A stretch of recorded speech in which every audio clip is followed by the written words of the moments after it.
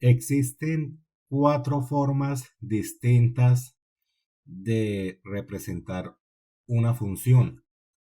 La primera es la forma verbal, que es la relación entre las variables que se realiza por medio de un enunciado, es decir, una descripción con palabras. La segunda representación es por medio de una fórmula y hace referencia a la relación entre las variables que se realizan mediante una expresión algebraica. Esta expresión se simboliza como y igual f de x y se llama ecuación de la función. En la expresión y igual f de x, x es la variable independiente y representa los elementos del dominio de la función. Y es la variable dependiente y representa los elementos del rango de la función. Como tercera representación, tenemos la tabla de valores, que es un arreglo con dos filas. En la fila superior se ubican los valores que toma la variable independiente y en la fila inferior se ubican los valores que se obtienen para la variable dependiente. Y como cuarto y último, tenemos la gráfica, que es un diagrama sagital o un diagrama cartesiano en el que se ubican los elementos del dominio en el eje horizontal y los elementos del codominio en el eje vertical. Entonces, vamos a trabajar en este primer ejemplo. Tenemos un enunciado, el cual dice: a cada elemento de x se le asigna su doble menos 1 en y. Entonces tenemos esta función de x en y ya tenemos la forma verbal, puesto que tenemos el enunciado. Dice que a cada elemento de x se le asigna su doble menos 1 en y. Ahora vamos a establecer la fórmula de la forma y igual f de x y de acuerdo al enunciado la fórmula nos queda y igual 2x menos 1, puesto que nos están diciendo que a cada elemento de x, aquí tenemos la variable x, se le asigna su doble. El doble de x es 2x menos 1, que hace referencia a la diferencia. Entonces nos queda 2x menos 1 en y. Aquí ya tenemos la fórmula.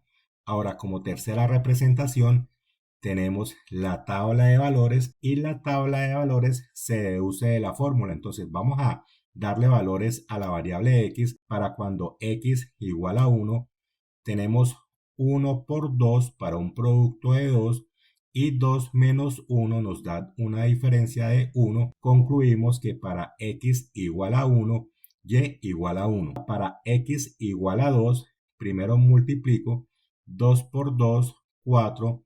4 menos 1 nos da una diferencia de 3. Entonces concluimos que para cuando x igual a 2, y igual a 3. Vamos consignando aquí en la tabla. Ahora para cuando x vale 3, reemplazamos y multiplicamos.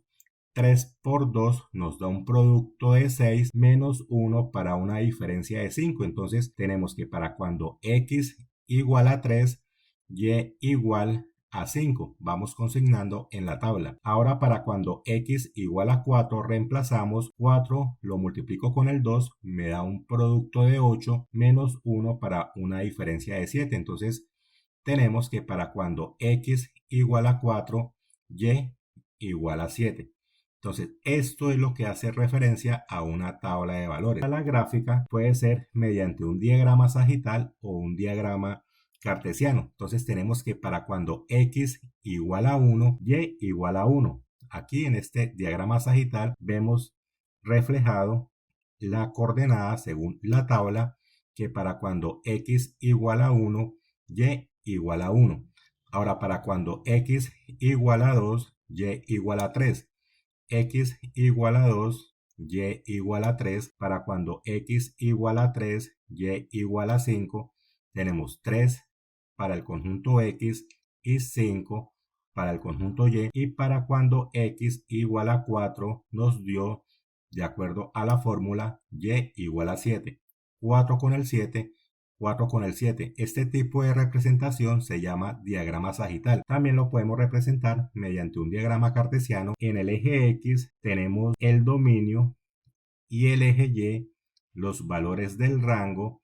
Comenzamos con la primera coordenada, 1 en el eje X y 1 en el eje Y. 1 en el eje X y 1 en el eje Y. Este puntico tiene coordenadas 1,1. Ahora nos vamos con la otra para cuando X igual a 2, Y igual a 3. Entonces para cuando X igual a 2, Y igual a 3, este puntico representa la coordenada 2,3. Ahora para cuando X igual a 3, Y igual a 5. 3 en el eje X, el dominio 3 con 5.